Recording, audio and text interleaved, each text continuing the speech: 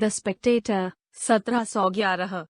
The Spectator was a daily publication founded by Joseph Addison and Richard Steele in England, lasting from 1711 to 1712.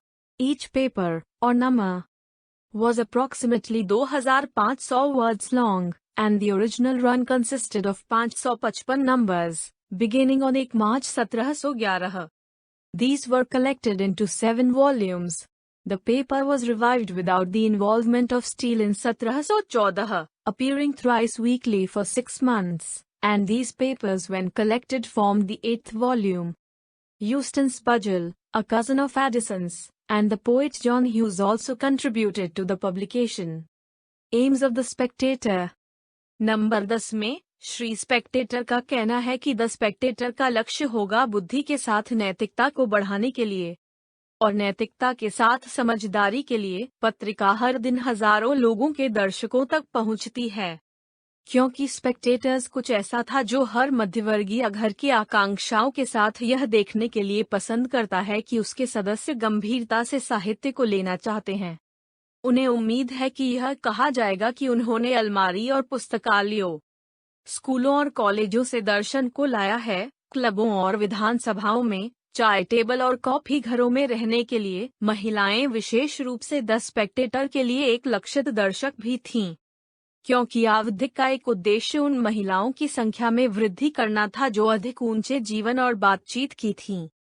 The Spectre, 10 number में steel कहता है, लेकिन ऐसा कोई नहीं है जिसके लिए यह पेपर महिला जगत की तुलना में अधिक उपयोगी हो। वह सलाह देता है कि कागज के पाठक इसे चाय उपागम का एक हिस्सा मानते हैं और प्रत्येक सुबह इसे पढ़ने के लिए अलग समय निर्धारित करें।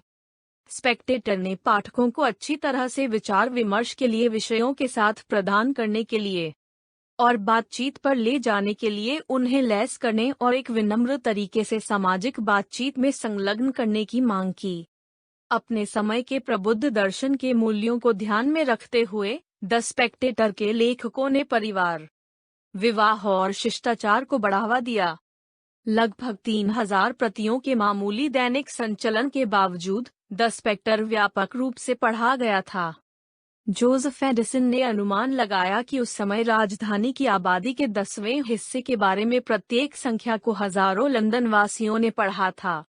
समकालीन इतिहासकार और साहित्यकार इस बीच इसे एक अनुचित दावा नहीं मानते हैं। अधिकांश पाठक स्वयं सब्सक्राइबर नहीं थे, लेकिन सब्सक्राइबर कॉफी हाउस के संरक्षक थे।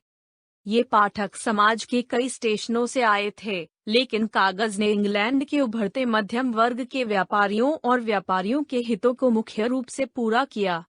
स्पेक्ट्रम के अमेरिकी उपनिवेशों में भी कई पाठक थे, विशेष रूप से जेम्स मैडिसन ने किशोरावस्था के रूप में कागज को सावधानी पूर्वक पढ़ा।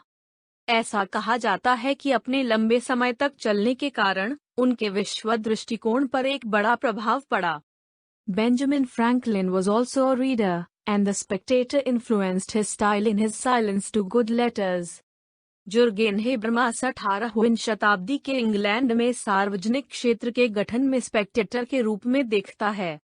हालांकि द स्पेक्टेटर खुद को राजनीतिक रूप से तटस्थ घोषित करता है, यह व्यापक रूप से सामाजिक मूल्यों और हितों को बढ़ावा देने के रूप में मान्यता प्राप्त था। स्पेक्ट्रम 18वीं और 19वीं शताब्दी के अंत में लोकप्रिय और व्यापक रूप से पढ़ा जाता रहा। इसे 8 वॉल्यूम संस्करणों में बेचा गया था। इसकी गद्य शैली और नैतिकता और सलाह के साथ इसकी शादी अनुकरणीय मानी जाती थी। इसकी लोकप्रियता में गिरावट की चर्चा ब्रेन मैक्रिया और C.S. लुईस ने की है। विश्लेषण का अंत। धन्यवाद।